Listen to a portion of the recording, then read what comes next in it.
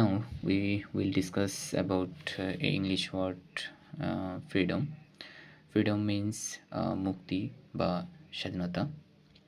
যদি ইংলিশে বলতে চাই সেক্ষেত্রে বলা যাবে the power to act or think without restriction, অর্থাৎ সীমাবদ্ধতা ছাড়াই কাজ করার বা চিন্তা করার ক্ষমতা হচ্ছে ফ্রিডম বা স্বাধীনতা। ফ্রিডম ওয়ার্ডটির সিনোনিমস বা সমার্থক শব্দ হিসেবে আমরা বলতে পারি লিবার্টি অ্যান্ড ইন্ডিপেন্ডেন্স। অ্যান্টোনিমস বা বিপরীত শব্দ হিসেবে বলতে পারি slavery, restriction.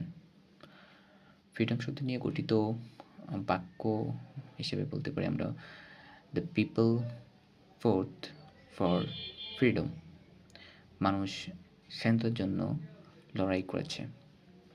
Another sentence, education gives freedom of thought, অর্থাৎ শিক্ষা চিন্তার স্বাধীনতা দেয়।